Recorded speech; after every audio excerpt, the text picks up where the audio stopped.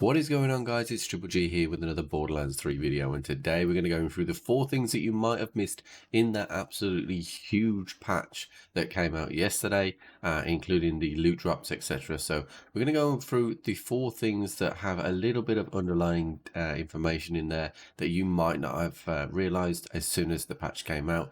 Guys, if you're enjoying this video, please consider subscribing to the channel or join us over on Twitch. We stream 5 times a week: Thursday, Friday, Saturday, Sunday and Monday, weekdays from 4, weekends from around about midday, and otherwise, let's get straight to the video.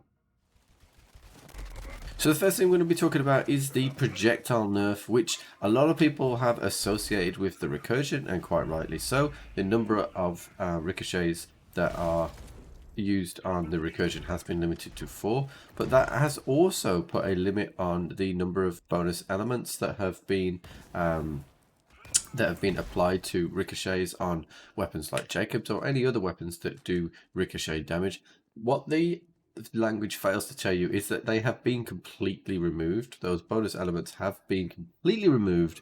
So that does basically, if you have any builds that rely on ricochet bonus element damage, you are going to lose that. Now, that's not to say that the grenades and the shield ASCs aren't worth it. You will still be getting that bonus damage for a short time, but what you won't do is you won't be generating extra projectiles that deal bonus damage as well. So that's just one to bear in mind.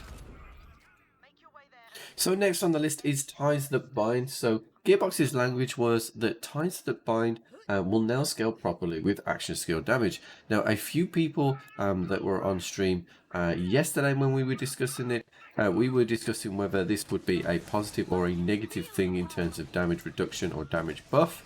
Now, if you were to keep these same builds that you had previously, you wouldn't have been speccing into do harm. Now, if you didn't spec into do harm, you will see a damage reduction. But if you spec into do harm in the tree, which gives you action skill damage, as I can show you here, it will give you 4.5% per stack. Now, if you spec into do harm, you will see absolutely no difference in terms of damage. We are still picking up enemies and killing the enemies around them quite easily with ties that bind.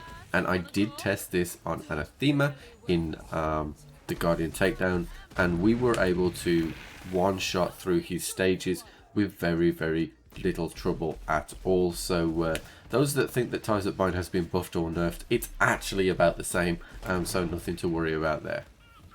So next on the list is the loopholes. Now, everybody has been really positive about the loopholes, and quite rightly so. So just to be clear, the loopholes have been slightly adjusted. We have had some bosses or some named enemies now that have had weapons added to them. Most notably, some of the weapons and class mods that were at the back of the proving grounds have been moved to enemies that will now spawn.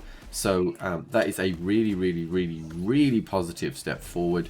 There is an exceptional amount of loot now that can just be gotten out in the world and is not locked behind 20 minutes of content, and that is really good.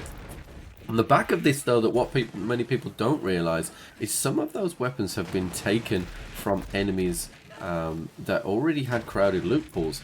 One prime example of this is Kilovolt. So Kilovolt had the Monarch, he had the 9-volt, the Transformer, and essentially they have taken what looks like the Transformer away. So it's a reduction in his loot pool, giving you a better chance to get that dedicated Monarch that everybody so hopes for as well, which is really good. So they haven't moved the Monarch, unfortunately, which is kind of what I was hoping, but what they have done is it giving you a better chance by just taking something out of that loot pool. And that is the same for quite a few of the bosses across the map as well. So Thunk and Sloth have had the victory rush taken off them, and I think there's a few other examples as well where some bosses have just had their loot taken away from them in order to make farming a little bit easier. So that is definitely a really positive step. So the final thing on the list is the Iridium fabricator. So in Gearbox's language, they said that the Iridium fabricator for 250 Iridium can now give you between 1 to 3 legendaries, which is really good. All you need to do is set it to legendary using the alternative fire, and then you can fire away legendaries. What it doesn't say, and what wasn't immediately apparent, is that it can actually give you mission specific rewards as well. So if I fired a load of legendaries on the ground here, hopefully there'll be something good. But if you see here, we have a cold shoulder, which was a mission specific reward back through the story. And you can get multiple versions of them. Here is the leech as well. And what that does, it gives you another route to get those mission specific rewards. So Gearbox did say that you could get them from vending machines, but obviously you can only get potentially a couple of those, then you need to save and quit. This is the way where if you've got enough Iridium, I have 40,000 here, you can just continually farm these if you're after some of those mission specific rewards.